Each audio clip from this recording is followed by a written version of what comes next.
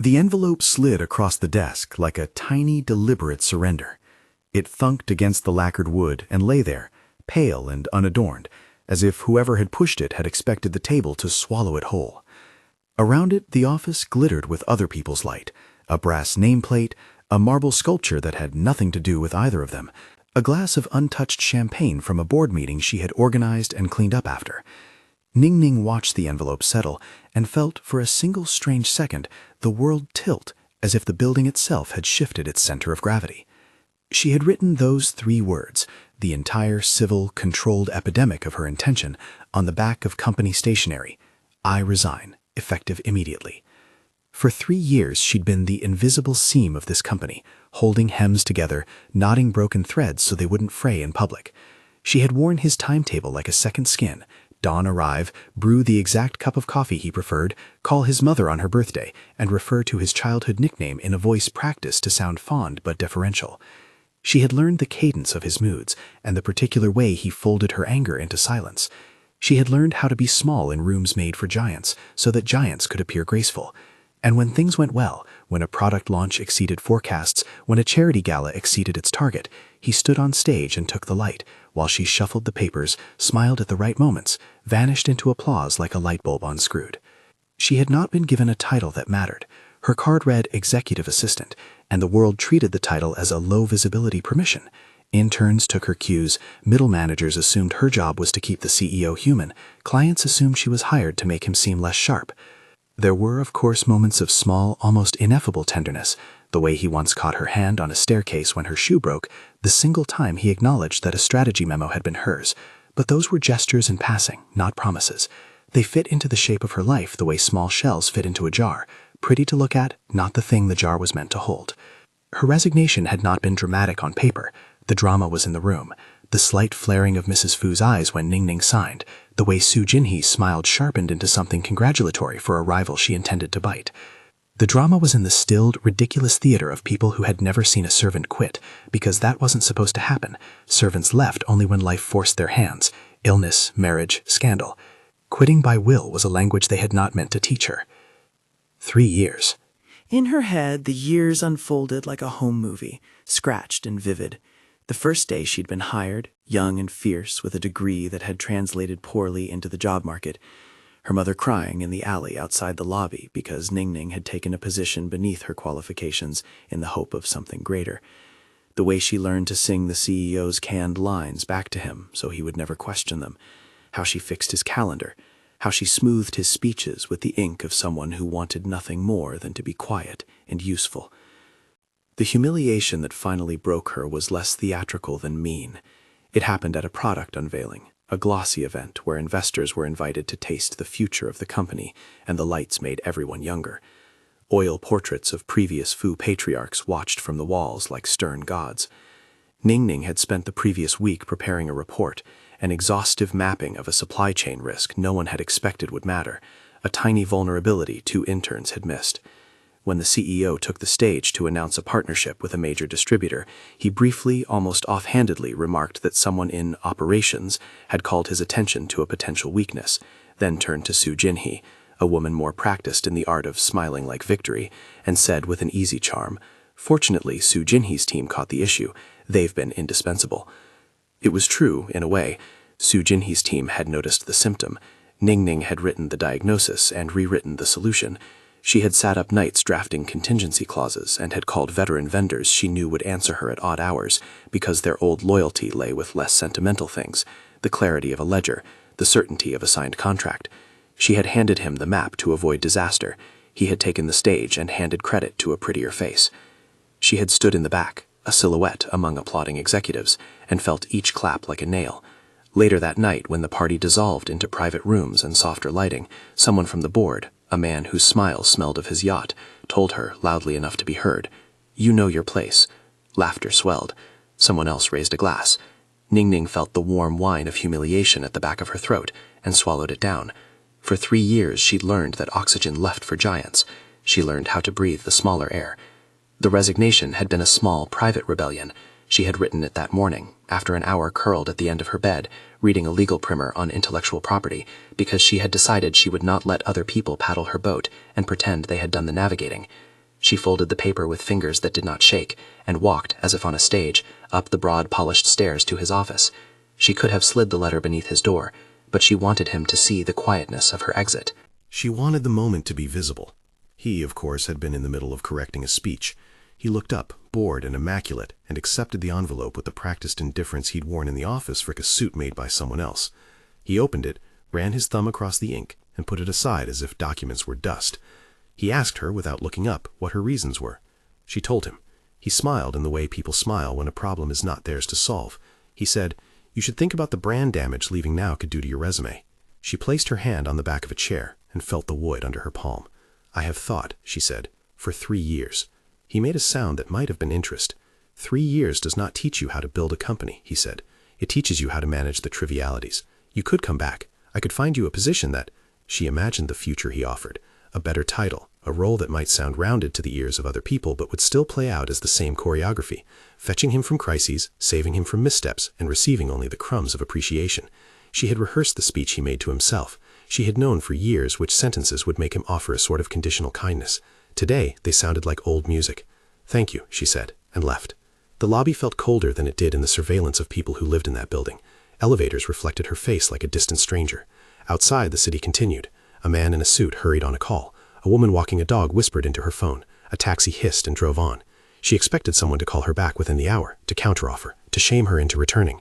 No one did. People assumed the world would accept that she had been replaced as easily as a burnished teapot shelved in favor of something newer. She walked until she reached the subway station, and then farther, to the tiny apartment she kept above a noodle shop, the windows fogged with the daily steam of someone else's dinner. Her mother met her with the same mixture of pride and fear that comes when a child refuses an expected path. "You did not tell me you would leave," her mother said, as if the timeline of a resignation needed parental consent. "I told myself," Ning Ning said. "You will be looking for work," her mother asked. The question felt less like concern than an invocation. Work was currency, and reputation was a slow-burning embers pile that families tended. A daughter's exit was a risk. "I will find a way," Ning Ning said. She had no savings and a thin resume that would not survive a recruiter's close reading, but she had a ledger full of the company's processes and a head full of the CEO's careless habits. She had the names and numbers of vendors who answered her calls because she had learned to be precise. She had, most of all, a narrow, hot resolve that made the back of her mouth taste like iron. That night she slept on top of the world she had left. In the corner of the room, a stack of company reports sat like unreadable gospel, but she opened one and underlined a paragraph about supply chain elasticity. It felt like the first language of freedom: graph, node, margin, the architecture of power. She circled a sentence with a pen and in the deep blue of midnight wrote 2 words in the margin: "Start here." If you are pulled in by a woman who refuses to dissolve into someone else's shadow, stay with her. There is a long way for a person to become a crown. The weeks that followed were a series of small wars. Rumors blossomed like mold in damp places. At the old company, people said she had been fired for incompetence. Others, more vicious, said she had been the CEO's sweetheart, whose usefulness had finally run out. Family friends whispered. Her father, once a steady man with hands like carved wood, avoided eye contact at family dinners, as if shame were contagious. Her sister called less. Vendors who once had bent to her pragmatism now called her with thin, polite voices, assuming she no longer had leverage. She could have retreated and let the allegations write her obituary in small-town gossip. Instead, she went sideways. Reinvention, she decided, would look like careful geometry, angles and leverage, not a single fruitless rush. She would learn to read the world on its own paper and under its own terms. Her first ally was a woman named Mei Ling, who had once been a mid-level executive in a company that had collapsed when its CEO was arrested for financial misconduct, an event that had, years earlier, sent shockwaves through small boards and shaken alliances. Mei Ling practiced ruin professionally. She counseled people who had fallen and people who had been pushed. Ning Ning met her in a library where the light fell like an accusation across unread economics books. Mei Ling smelled of orange oil and cigarette smoke and had an opinion about everything. "You are not precious," Mei Ling said bluntly when Ning Ning explained in economical sentences what had happened. "You are not broken. You are small in a room that thinks smallness is a virtue." "I was useful," Ning Ning said. "You were useful to people who never had to be useful to you," Mei Ling corrected. "Usefulness is not the same as value. You'll learn the difference." Mei Ling taught her to make lists that did not start with apologies. She taught her how to identify leverage, a vendor with a monopoly on a necessary part, a community fundraiser where an appearance generated goodwill, a small online magazine that would publish an exposé if paid appropriately. Mei Ling introduced her to a man named Li Wei, who had made a small fortune in logistics and was now interested in seed funding for ventures that married technology with practical supply chain fixes. They met in a co-working space that smelled faintly of disinfectant and ambition. "You know how to patch things," Li Wei observed, looking at the composition of Ning Ning's hands. "People who patch things can do two things: fix immediate failure or invent infrastructure. Which do you want to do?" "Infrastructure," Ning Ning said. Li Wei nodded. He liked people with precise answers. "Then show me a prototype of the problem you think you can solve." She had a prototype, even if she hadn't known she did. The private memos she'd kept, her annotations on suppliers, the vendors who delivered late, the warehouse routes that could be optimized, were a map. She took Li Wei through them with a calm she hadn't known she possessed. She talked about margins and risk buffers and the small, predictable shocks that made giant companies wobble. He listened, asked precise questions, and then, 3 weeks later, wired her an amount that was enough to register as seriousness, but not enough to buy safety. People assume capital is the only thing that starts ventures. It is not. Capital is a kind of consent. If someone with money trusts you enough to stake something on your idea, the universe rearranges itself to accommodate you. In that first infusion, Ning Ning felt doors open like eyelids. She rented a tiny office with frosted glass. She created a logo that captured nothing more than a neat geometric symbol. She hired 2 part-time analysts who respected her because she made a point of bringing them second-hand coffee and a posture of listening. She named the fledgling company Meridian Logistics and set to work. Her early days were small-voiced and mundane, and therefore obscene in the scale of her former life. She wrote proposals and made cold calls. She traveled to factories and negotiated with men whose fingers were thick with grease and whose time was the sort of currency she could finally appreciate because it was purchasable. She learned to read balance sheets and to enjoy the arithmetic of risk. She began to cultivate an image: tailored blazers, shoes that didn't scream for attention but whispered competence. There was a gradual, almost imperceptible unblurring of her jawline. People began to look at her as someone who did not need permission. Not everyone watched this transformation kindly. Su Jinhee circulated in the outer orbit like a habit of smoke, present, faintly acrid, a woman whose social graces were weapons trained to stab thinly and precisely. She popped up at industry luncheons and smiled as if the world was a pastry she had been given free rein to slice. She offered Ning Ning the odd, poisonous compliment, as if to remind her of where they had been in relation to each other. "It's nice you're trying," Su Jinhee said once, the words honeyed. "Some people never find their footing." Ning Ning did not answer. She had learned not to hand her enemies sharpness they might later claim as evidence of instability. Instead, she let her work be her retort, clean, documented, and unarguable. Meanwhile, a rumor began to circulate in the Fu household that would soon twist like a vine around both families. Fu Yanchen, for all his bluster, was not immune to the pressures of lineage. Mrs. Fu, a woman who measured people by their ability to adhere to a predetermined social order, watched Ning Ning's departure with something like hobbyist interest. She had always a flavorless disdain for those she believed beneath her family. When her son, in the months following Ning Ning's resignation, began to make mistakes in public, missed deadlines, an ill-advised statement at an investor conference that hinted at overreach, fingers pointed outward like accusations. The board began to murmur. Reputation, once corroded, accrues rust quickly. One evening, 3 months after Ning Ning left, an image of Fu Yanchen on a late-night expense report circulated among smaller, meaner blocks. Him, disheveled, leaving a private hospital, escorted by a grave-faced assistant. The photograph suggested illness without naming it. Petty columns printed it with relish and linked it to the period after Ning Ning's departure with the neatness of an editor who imagines causality where none exists. People like tidy myths. It should be said, Fu Yanchen was not a monster in any wholly simple way. He was a man habituated to power and addicted to the narrative that he had earned every thread of his suit by virtue of intellect alone. There were times when he could be unexpectedly delicate. In private, he could remember a small birthday. Once he had sent a handwritten note when a staff member's mother died. These gestures did not redeem his other choices. People are rarely wholly one thing. They are, like old houses, a mix of sturdy beams and rotting joists. At the same time these rumors swirled, Ning Ning drew the first map of her next steps. She reached out to Dr. Song, not because she needed a physician, but because he was a person of principle who had once saved a friend's life in her presence and refused public credit for it. Dr. Song had been an unlikely friend during her years in the shadows, quiet, precise, and with a private humor that cracked through like dry ice when the tension rose. She found him at a community clinic, sleeves rolled, patient and gentle with an old woman who mistook him for a relative. "You left," he said simply, after she sat with him. He had always spoken truth as if it were oxygen. "Good." "You are a blunt man," she said. "I learned it is kinder to be blunt than polite and irrelevant," he replied. "Why did you leave?" "For 3 years," Ning Ning said, "and a speech I had already written."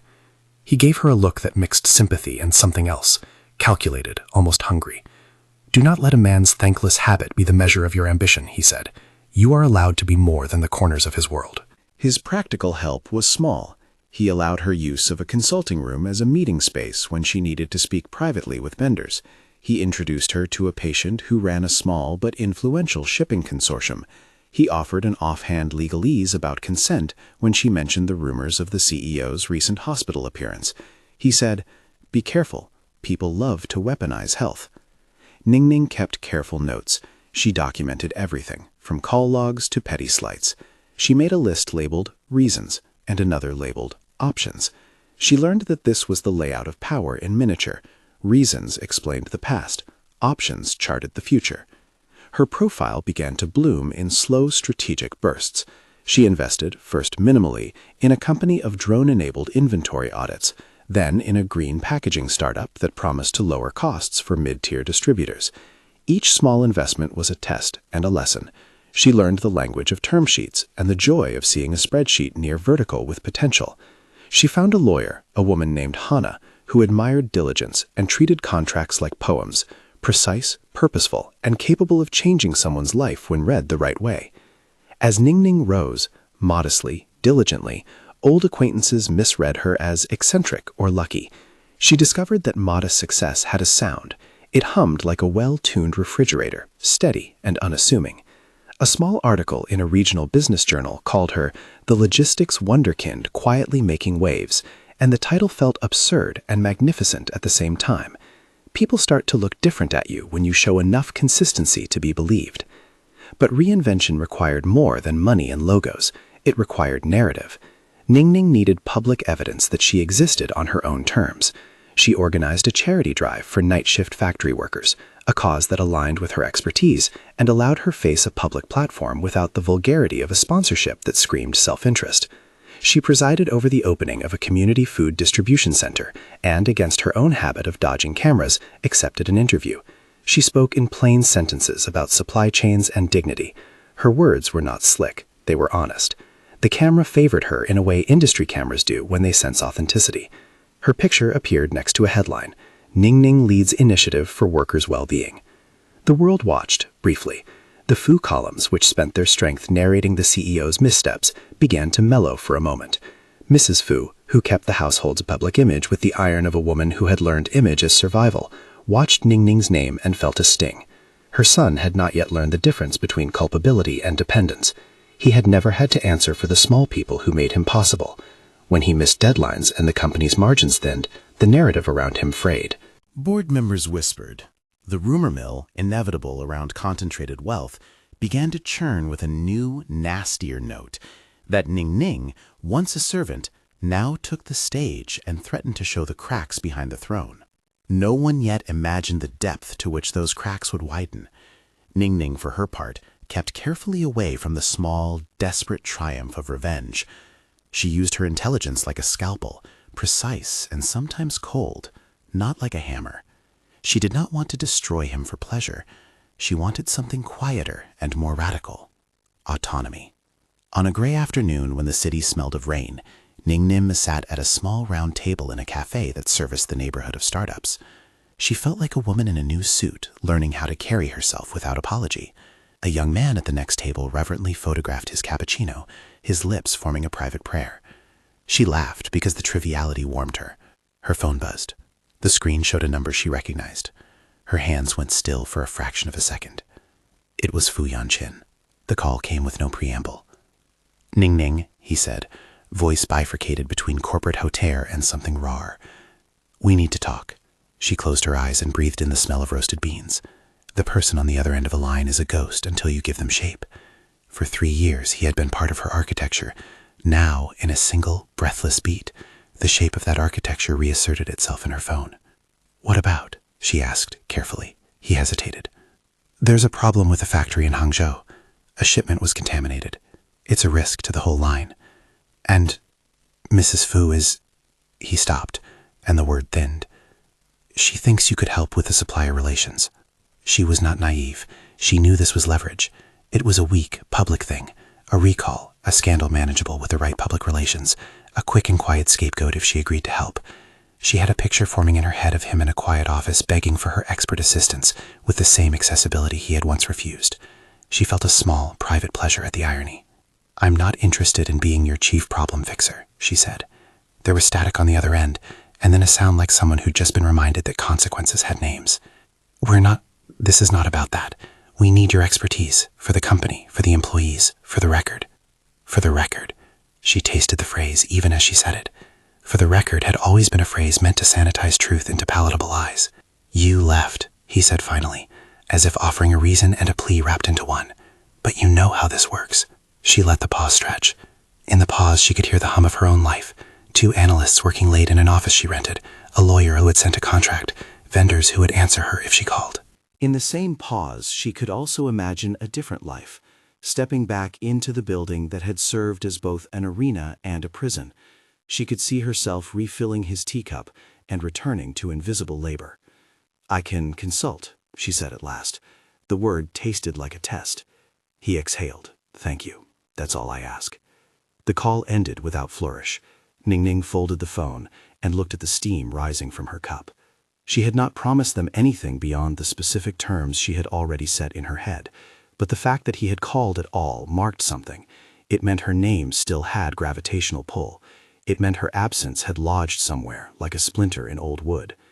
Outside, someone laughed in the rain as a bus hissed past. Ning Ning did not yet know whether she would be a hand extended in crisis or a queen refusing the throne. She knew at least that the world had noticed her leaving, and once the world noticed, it often began to require an accounting. That evening she opened a small leather notebook and, with a slow hand, wrote a single line. "Not for him, for me." The line had no grandiosity, only the steel of intention. She closed the book and, for the first time since the resignation, felt like someone who had granted herself permission to plan. Yet even as she schemed and negotiated, the city's undercurrents gathered and began to move faster. A hospital corridor, a board member's whispered call in the night, an op-ed suggesting corporate mismanagement, each was a pebble dropped into a dark pool. Ripples traveled outward and crossed. Ning Ning, who had once lived in the shadow of a man, now found herself at the edge of a ripple she had not entirely created, but would be compelled to shape. On the corner of her desk sat an old company notebook she had taken the day she left, a small thing with his speeches and edits, and in the margins his shorthand for thanks, rare, clipped, almost clinical. She had kept it like a relic. Sometimes she read the margins to feel the person she'd once served in close relief. Sometimes she read it to catalog the mannerisms she would avoid.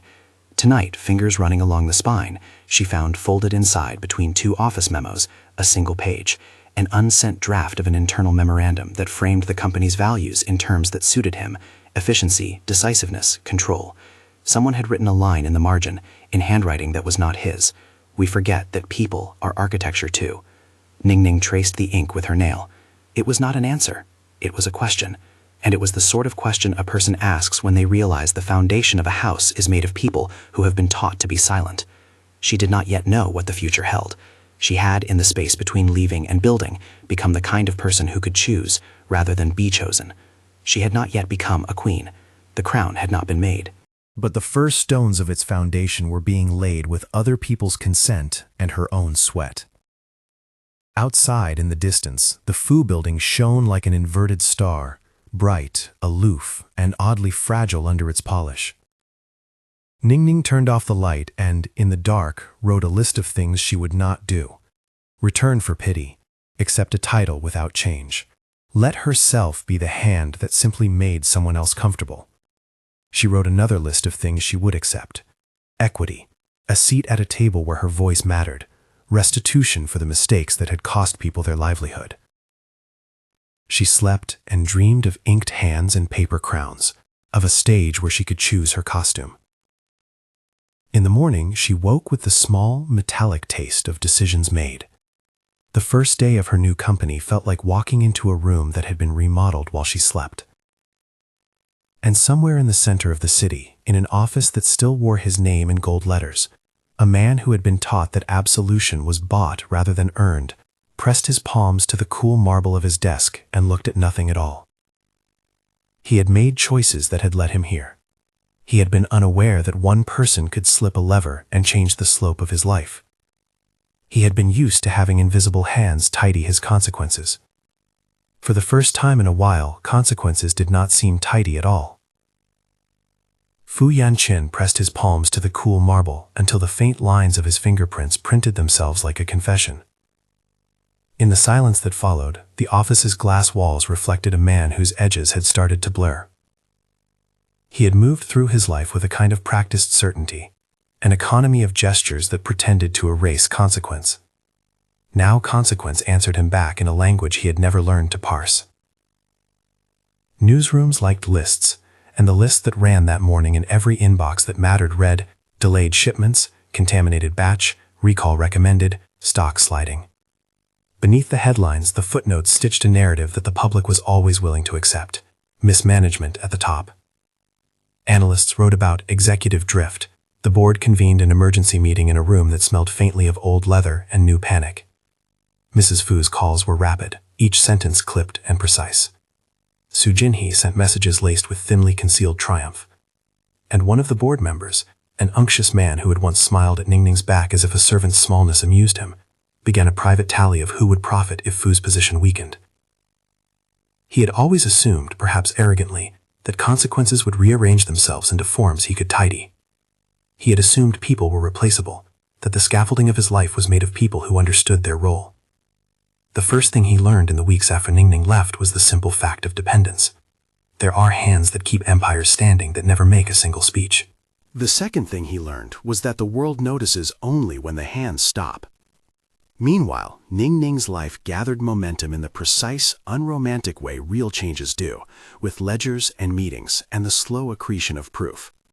Meridian logistics grew, not by overnight miracles, but through a series of small, controlled proofs. An on-time audit that saved a small importer from bankruptcy, a pilot program that cut a mid-sized manufacturer's waste by 18%, an investor dinner where Li Wei, whose money had a way of making other money look serious, introduced a woman from a regional consortium who made a point of asking hard questions and paying for hard answers. Her team stayed small and stubbornly competent. Hana, the lawyer with a fondness for tidy clauses, insisted on shareholder agreements that read like pledges of intent, safety nets for employees, non-compete structures that did not read like traps, equity vesting tied to measurable outcomes. The two analysts she had hired, Jay and Priya, became the kind of people who made maps out of chaos. Mei Ling showed up like an infrequent storm, sharp in advice and softer in congratulations. Dr. Song checked on her in his quiet way, offering the low-grade moral courage that a person needs when they are making enemies and saving lives. There were small victories and public ones. The night Meridian announced a partnership with a national distributor that would run audits across dozens of factories, the press called it a watershed. Ning Ning stood on stage beneath lights that no one had trained to flatter her and gave a speech that was concise almost to the point of austerity. She spoke of dignity, of systems that cared for the hands that worked within them, and of the simple arithmetic of risk mitigation. Cameras lingered on her in the way they do when they sense someone who has earned what they wear. At the same time, she kept her ledger of the Fu building close, not because she harbored a desire for vengeance for its own sake, but because a ledger is the only defense against a world that will, without shame, misremember the past. She had saved memos, emails, drafts, pieces of the map that had shown the way out of calamity when calamity had threatened to swallow the company whole. She kept them because facts, when assembled, make kind of force. When the recall expanded and lawyers began to whisper class action, Mrs. Fu's private panic became a public business problem. It was one thing for a family to adjust to shame in private. It was another to have the company itself hemorrhage value and trust. Fu Yanqin called and sent messages that threaded the line between professional plea and personal appeal. At first, Ning Ning maintained the distance she had fought so hard to keep. She would consult, she would not return to be his remedy. But consulting, she decided, would be on her terms and would be a means to an end that had nothing to do with his polite survival. She agreed to review the source of contamination and the supply chain breakdowns on the condition that Meridian would be given public acknowledgement and a seat at the table for implementation. She added another term that surprised the legal team at Fu Enterprises, a guarantee of employment protection for the factory workers at risk, contracts that would ensure they were not the first to pay for a company's mistakes. It was a shrewd demand. It put her in a place that no one wanted to occupy, between corporate damage control and the public that watched. When she stepped into the Fu building for the first time since her resignation, the air felt different. It smelled like bleach and apology. The receptionist gave a small, surprised smile, as if someone had rearranged a familiar painting. She walked through corridors that had once been a stage where she had performed deference, and found now that her gait fitted different costume. A smart coat cut to her shoulders, a ring of quiet competence rather than the invisible thread she had once worn. The meeting was efficient, led by a crisis manager whose entire appetite lay in numbers. Ning Ning listened, and then spoke with the clear, measured tone of someone who had been in crisis and learned to love data. Weeks of consulting became implementation, and implementation split into a small public triumph. Meridian's audits limited the recall to a manageable number. Specific suppliers were found culpable and quickly replaced under agreements that would have been impossible without her knowledge of the old vendor loyalties. The stock slid less than analysts had feared. The board announced changes that read like reform in press releases, but felt to insiders like triage. For a while, it felt like power could heal the world as easily as it had corrupted it. Ning Ning moved through these weeks with a practiced balance. She negotiated vendor agreements during the day, and sat at night in a small office with Hana and Li Wei, charting the possibility of acquiring a minority stake in Fu Enterprises that would secure the employees' protections in perpetuity. The idea was audacious, maybe a little theatrical, and it required a consortium willing to make a public play for corporate stewardship. But the market had a way of rewarding audacity when scandal made assets cheap and conscience made headlines. Fu Yanqin watched this from an odd, dislocated place. He was a man who had been used to other people patching the holes in his life. Now he watched someone he had once privatized receiving the plaudits he had been taught to expect. He felt something like regret. It was not the hot, epiphanic remorse of a cinematic sinner. It was a slow, practical one, an ache that derived from the realization that his life had fewer clean lines than he'd thought. He sent messages that tried to be casual, and then resigned himself to telephone calls that did not go as well as he hoped. One evening, after a board meeting that had resulted in a public statement and a promise of reform, he sought her out in a place he thought too small to contain the world's eyes, the community center where she had once presided over the opening of a food distribution hub. The hall smelled of coffee and folding chairs. People milling about recognized him with the same curiosity they had for any fallen name. Mrs. Fu had not accompanied him. Pride can be a brittle thing in corridors where reputations are fragile. "You did good work," he said once they were alone. His sentence was small and oddly raw. The old director of theatrical charm had no easy place in it. "You called me," she replied. Her voice was steady. "You needed something." "I did," he admitted. "We did." He looked away, the motion making his jaw catch. He had wanted to beg. There was a part of him that wanted to be forgiven, to be rewritten as someone who had only ever been human. Instead, he offered an apology that felt like both a balm and an accusation. "I minimized things," he said. "I handed your work away." Ning Ning listened. She had rehearsed words for this moment, a refusal, a lesson, a quiet dismantling. But she surprised herself by offering instead a small practical sentence. "You gave me a mosaic of the company," she said, and then tried to sell it as a vase you had made. "People who build mosaics deserve acknowledgement." The admission unhands some of the intimacy that had once been theirs, a formalizing of loss and of power. For a moment they existed in parallel, two people who had once been part of a choreography that favored his center and her periphery. In public, though, the aftermath of the recall did not resolve neatly. Scandals have the unpleasant habit of revealing more than they intend. Further inquiries into the procurement contracts dug up a pattern that made people uncomfortable. Someone in the supply chain had been quietly paying a broker to smooth irregularities. The broker had ties to an outside investor who pointed to a cluster of shell companies. People with accounting acumen began to follow the trail. A shareholders' meeting was scheduled. It was at that shareholders' meeting that questions of authorship, the non-fictional kind, the one written in lines and signatures, came to a head. Ning Ning had not planned to make a spectacle of it. She had planned to protect workers and ensure a more ethical supply chain.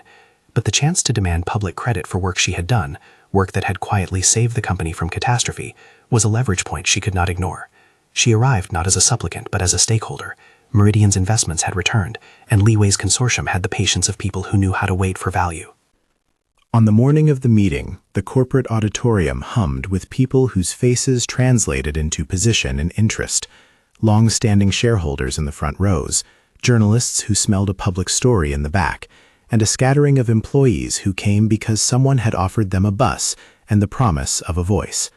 Fu Yanqin sat behind the dais, composed with an effort that cost him in private. Mrs. Fu watched from a box like a woman who had trained a census on her own emotions. Ning Ning took the stage with a precise, practiced calm. Her speech was not theatrical. It was legal in its precision and human in its appeals. She laid out, item by item, the chronology of the recall response. She presented memos, vendor affidavits, and emails with her notes. The room listened. Journalists typed. Board members shifted. She concluded with a proposal that was more programmatic than punitive, a restructuring that would place a small, immutable percentage of Fu Enterprises' board seats in a trust, whose mandate was employee welfare and supply chain transparency. The trust would be funded, in part, by a consortium led by Meridian and Leeway, a mechanism that would insulate workers from capricious executive choices. There was a murmur that began at the room's edges and moved inward. Someone near the dais laughed softly, then sounded like a cork popped into the quiet. Fu Yanqin's voice, when he spoke, had the kind of brittle calm of someone humored at an unexpected joke. "You are asking us to cede control to the people who don't understand the burdens of leadership," he said. "You ask a company to be run for the comfort of its workers rather than its shareholders." Ning Ning answered with the logic she had always carried inside her. A company runs on both. If the hands that build the product are unprotected, there is nothing left to run. It was not victory. It was a public negotiation in which the world learned things about itself and about the cost of its consumption. In the days that followed, press cycles laced personal angles through the coverage. Opinion pieces debated the ethics of benevolent oversight. A handful of shareholders, more interested in brand image than an immediate yield, supported the proposal. A group of more conservative investors, fearful of precedent and impatient for quarterly reports, opposed it. The vote was close. In the end, the trust was established in a compromise that made no one perfectly content, but that paid human dignity a price and permanence. Meridian's consortium funded the initial corpus, Hannah drew the legal scaffolding, Mei Ling made the social case in column inches, Dr. Song spoke at a town hall and explained in plain language why a supply chain that respected workers was not an indulgence but insurance. Ning Ning's name, once a whispered afterthought in the Fu building, began to appear in bylines that asked why a former assistant had become the architect of reform. This new leverage changed the tenor of her interactions with Fu Yanqin. He began to call more often, each call a study in contrition and calculation. His messages dropped from grand to personal, apologies, confessions, offers that sounded suspiciously like requests in the dress of reparations. He came to the Meridian office one late afternoon with a proposition he thought might restore both dignity and his own sense of center, an offer to step back and accept a role that would make him appear contrite, an offer to rebuild trust from beneath. Ning Ning heard him out, and then, as she had done in those first days after leaving, placed her hands on the ledger of facts and asked herself what she would accept.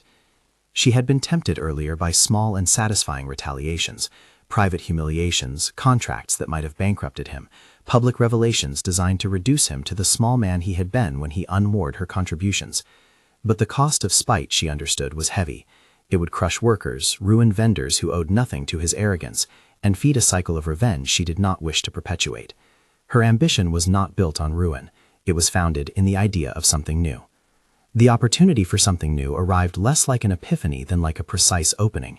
A group of emergent investors, led by an international consortium with offices in 3 continents, saw value in a company that was already under stress but still had brand equity.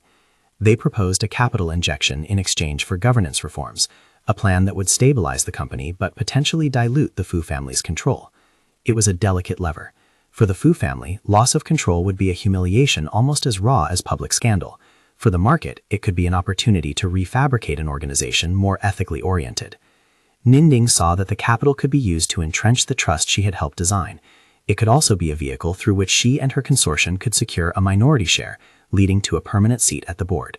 She steered conversations, sometimes 3 steps removed and always precise, until a deal formed that would look, on paper, like financial prudence, and in practice, like the granting of real oversight. It was not a hostile takeover in the old sense. It was a careful, public negotiation where investors who believed in governance agreed to fund a recovery in exchange for a package of board seats and oversight mechanisms.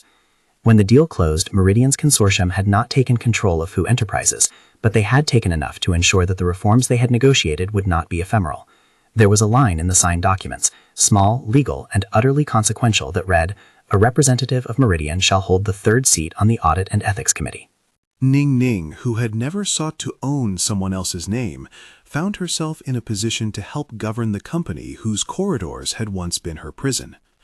The morning the papers were signed, the city seemed to tilt a little. Photographs of Ning Ning entering the Fu building the day after the agreement ran with cynical headlines and kinder ones alike. Some editors called her a queen-maker, an epithet she found both amusing and inconvenient.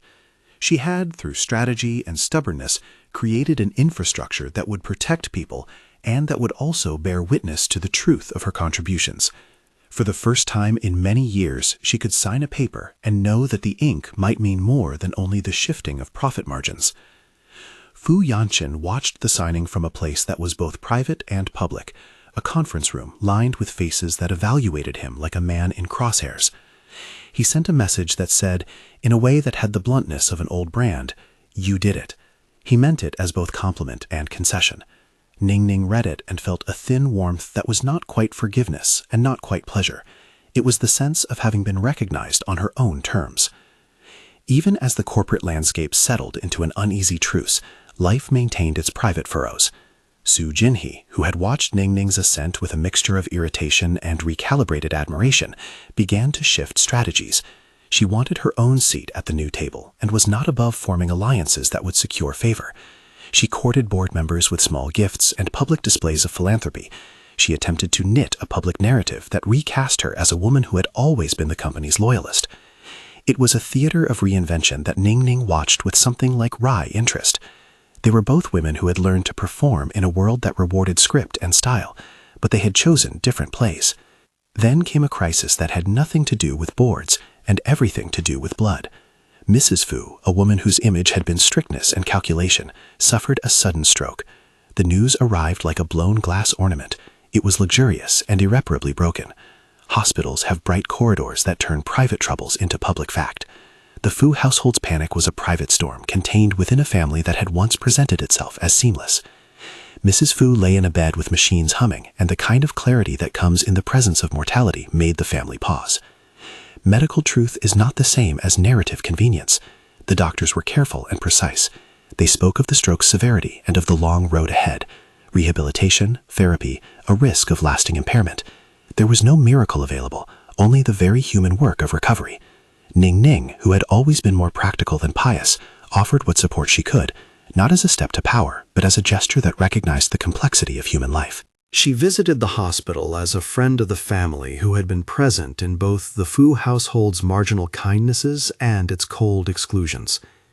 It was there, in long fluorescent nights, that she encountered a kind of truth she had not wanted to ignore. The network she had built, Meridian's logistic routes and vendor alliances, could be repurposed to supply the hospital with medical devices and to coordinate transportation for families who could not afford long commutes. Dr. Song coordinated with physicians and therapists. Hana drafted agreements that allowed certain philanthropic funds to be reallocated for recovery programs. What could have been a moment to exploit became a mechanism for service. She spoke of 3 years in the shadow, of the cost of invisible labor, and of the small arithmetic of fairness.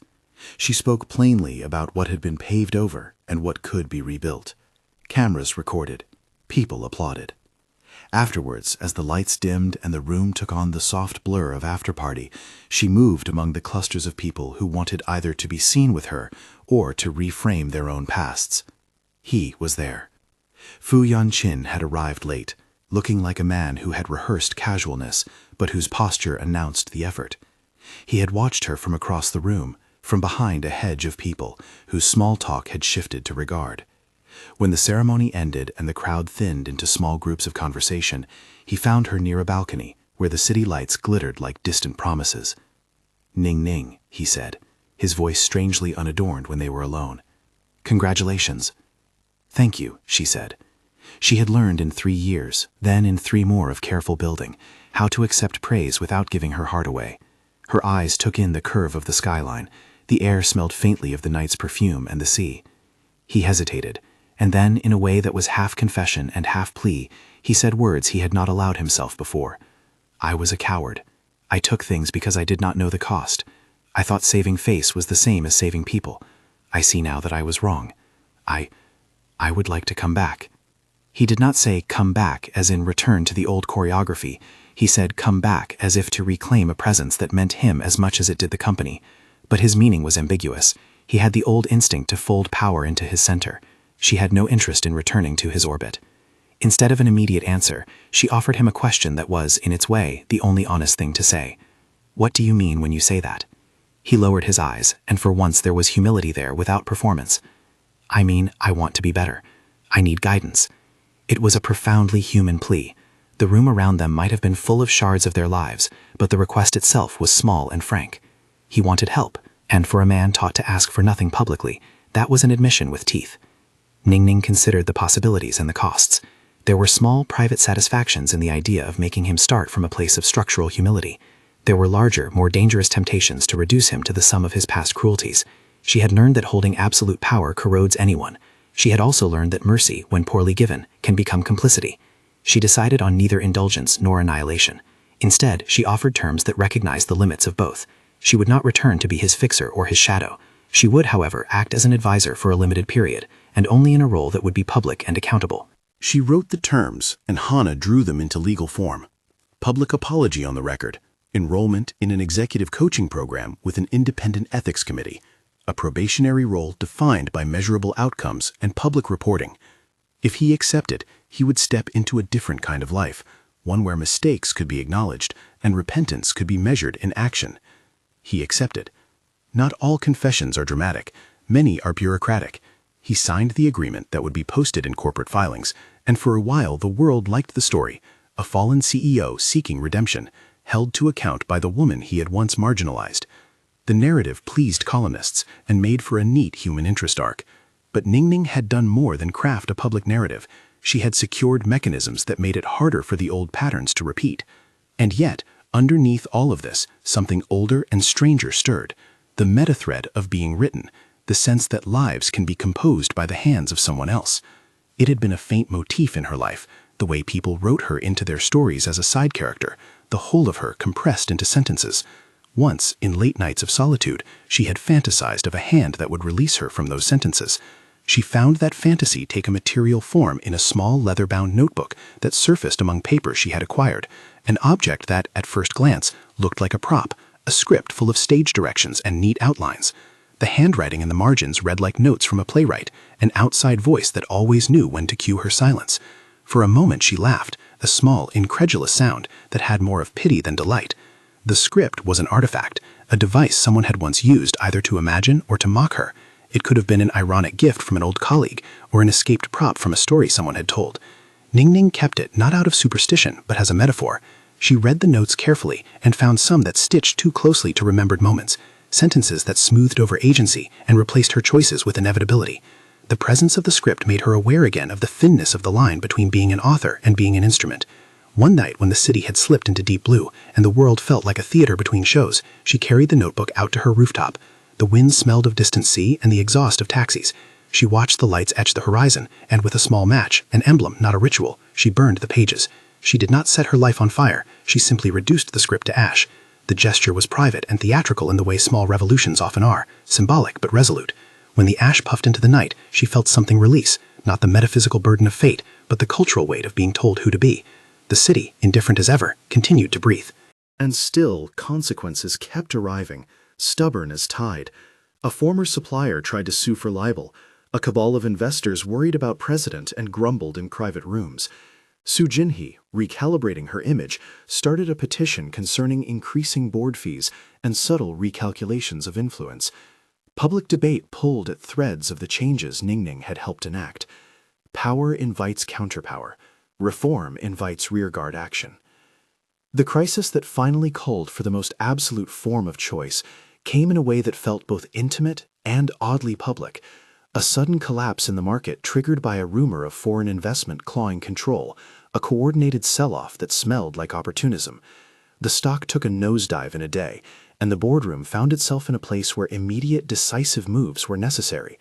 Employees were anxious, factory lines risked being idled, vendors feared payment delays. The narrative that had stitched the company together threatened to unravel. Fu Yenshin, who had been publicly chastened and privately working through the penances Ning Ning had helped arrange, called her. His voice had a new thinness to it. "We are on the verge of losing control," he said. "If we lose control, we lose the trust you fought for. People will be without jobs. I am asking you, for their sake, to consider one more thing." There was a desperation that could not be dressed as redemption or calculation. "What do you want?" she asked. He swallowed. "I need you to stand publicly with the company. Something like the old days." It was an offer that had 1,000 guises. He wanted her not as an equal, but as the mirror that made him appear restored. He wanted the public picture of reconciliation. Her by his side would be a narrative dagger that would heal him in the public mind. She could stand beside him, and with her quiet authority, soothe the market's anxiety. But the concession he craved would, if she agreed, risk cementing a public persona that might eclipse the structural reforms she had fought to entrench. She weighed the lives on the balance, workers' paychecks, vendors' invoices, families' budgets. She thought about the ledger beside her bed and the trust she had helped write into the company charter. She saw clearly the range of her own small power. She could become the ornament of his restoration, absorb the publicity, and risk her reforms. Or she could use the moment to lock in the protections in a way that would endure, even if the media preferred the sweeter story of reconciliation. Her decision came like a clean line drawn through a mess of compromises. She agreed to stand publicly with the company, but not as a prop. She negotiated terms for an emergency package, one that would place a temporary moratorium on layoffs and guarantee continued payments to vendors for 30 days. She insisted on immediate public disclosure of the investors who were seeking control and a transparent plan to raise capital in a way that would prioritize employee protection. She demanded that the narrative be factual. She would be present, not to restore his image, but to supervise the transfer of the trust funds she had secured into a tested, independent account that would shield workers while the capital was restructured. The press loved the image. Ning Ning in a tailored coat, standing beside a man whose posture had formerly commanded rooms, both of them offering a rare portrait of contrition and cooperation. Analysts speculated, commentators gossiped. But behind the image, contracts were signed, funds were moved into escrow accounts, and a consortium of patient investors agreed to inject capital conditional on the trust's protections. The market calmed. The company stabilized. There was, inevitably, a private moment afterward. In the cool hush of an office that smelled faintly of night, Fu Yanqin looked at her and said, without flourish, "You saved us." She considered the sentence. To save implied a debt. She did not resent the debt. She simply recalibrated it. "I protected the people who keep you afloat," she said. "That is not charity. It's insurance." "You could have taken it all," he said, almost in wonder. "You could have ruined me." "I could have," she agreed. "I could have chosen a different end. But I chose this because it secures something more than my satisfaction." He listened, and for once the response did not try to hide in charm. It tried to meet her on the terms she had set. "What is it then? What do you want from me?" She gave him a single, honest demand: accountability. She wanted him to be present in the hard work of being a changed leader, not an image. She wanted public transparency, measurable reforms, and an apology that was not a PR script, but a document signed and registered that would acknowledge the ways he had misattributed credit and the names of those he had marginalized. It was a demand that cost nothing in monetary terms, but much in the currency of ego. He agreed. In the months that followed, Ning Ning navigated the two roles she had carved, Meridian's leader and a public steward of a reformed Fu Enterprises. The paradox of influence is that it often arrives with a cost. Everyone expects you to mediate crisis on their behalf. She did, with a kind of determined grace, but the stakes continued to press. Board politics tightened, Su Jinhee saw openings and, like a patient storm, she exploited them. Investors who paid lip service to governance bristled at rules that would prove inconvenient in the crunch of profit. Ning Ning found herself regularly returning to the ledger and to Hana's patient counsel. And always, the man who had been the center of her earlier life remained present, less like the sovereign he had been, and more like a person learning to rebuild. He called sometimes in ways that sought her help, and at other times simply to speak. She listened. Sometimes she advised, sometimes she refused. She kept the terms she had made clear. The help was public, measurable, and accountable. She resented the idea of being someone's private balm. The end, when it came, was not a single cinematic confession, but a quieter coronation. It happened at a press conference convened to announce a new cross-company program that would tie procurement transparency to employee welfare across multiple partners, a program whose design had been led by Meridian and agreed to through the trust. Photographers crowded the podium. Journalists who had once called her a quiet wonderkind now tried to frame her as a movement. People stood and clapped in a way that made the room feel briefly like a church of common cause. Fu Yanxin stood at her side, and when asked if he regretted the past, he said yes, in a tone that suggested the weight of that admission had been heavy to carry. He begged for a different kind of partnership, not with the old secrecy, but with openness. "If you will allow me," he said, "I sincere in a way that had nothing performative in it. I would like to continue learning from you." Outside, photographers froze the image, a former CEO and a woman who had been an assistant now standing together beneath the bright light of public scrutiny, two people with histories now entangled in a new governance. The papers the next day ran headlines that flirted with sentimentality: redemption, reconciliation, a queen at the side of a humbled man. But the truth of her choice was less simple than any headline could hold. After the applause died down, after the handshakes and the speeches, she signed a document at the back of the stage, small in the public eye, but monumental to any lawyer. It was a contract she had designed, a grant of a permanent charitable endowment funded by a consortium. The endowment would support worker retraining, healthcare, and a contingency fund that would soften the blows of future industrial shocks. It established obligations that would outlive the people who had signed their names tonight. She did not sign a personal pledge to return to the role of assistant or fixer. She signed a covenant to steward an agenda that had nothing to do with pity or return and everything to do with responsibility. When Fu Yanxin, emboldened, asked if she would consider a formal partnership that put him back into a position of influence in a company she helped govern, she offered him a role under strict terms: public seat at an ethics committee that she would help moderate, mandated transparency and public reporting, and an itemized apology to be published in corporate filings and repeated at town halls. He accepted each term, not because it served his vanity, but because by then he had seen that endurance required humility. After the press left, and after the applause cooled, Ning Ning walked across a room that had once made her small. The memories of 3 years, the coffee, the folded apologies, the nights of unacknowledged labor wore new edges, not wounds to be reopened, but a ledger to be honored. She had not returned to the shadow. She had negotiated the terms of public life so that the vulnerable would have protection. The world called her queen in columns and in gossip. She accepted the title only insofar as it named a function, a woman who used influence to secure dignity. There was no crown heavy on her head, only contracts and a list of obligations that glimmered like an honest kind of power. He came to her in a way that might have been begging, and he did, sometimes, with the plaintive sincerity of a man who had been unmoored by his own mistakes. She heard him, and more importantly, she held him to terms that made the asking accountable and the answer more than a private mercy. In the end, she refused to return to her old role of silent labor. She refused to subsume her story into his redemption. She did, however, choose in small, consequential ways to use the leverage she had accumulated to protect workers, to bind promises into legal form, and to insist that power be visible and responsible. On a quiet morning months later, she signed the final document that formalized the trust and the long-term protections for the workforce she had fought to defend. The signature was neat. The ink dried like a small, inexorable law.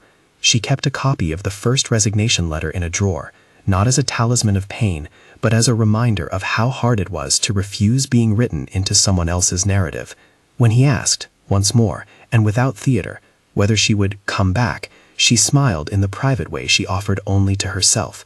"I am here," she said. "I will not be in your shadow."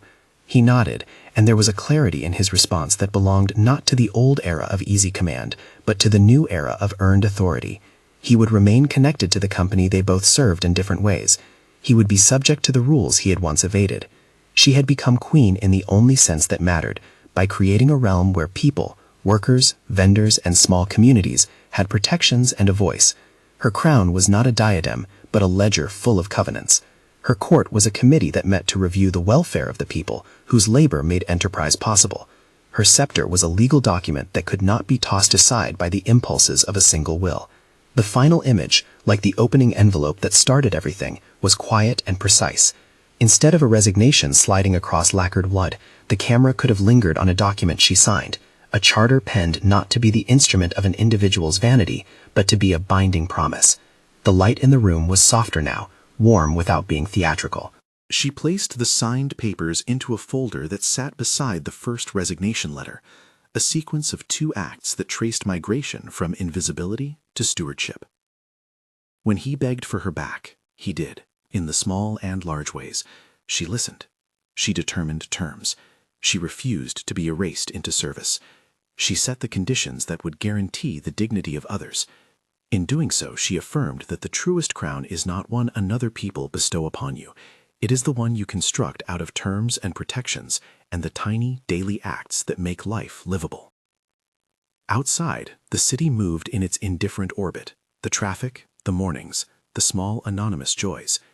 Inside the room she had made for herself, Ning Ning leaned back in a chair that fit the shoulders she had learned to carry, and with the same clear hand that had written her resignation 3 years before, began to plan the next phase.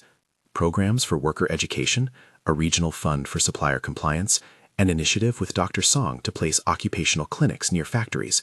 She signed memos and emails in a neat hand that had learned to be both exacting and forgiving. He had begged, she had listened, and in the end she ruled a small, deliberate kingdom whose laws were written in ink and in care. She had left a shadow and become something that looked like a queen, not in fealty to a throne, but as the steward of a small, stubborn justice. The crown had been earned, and the plea he made for her back became finally a recognition. She belonged to no one but herself, and to a public she had helped protect.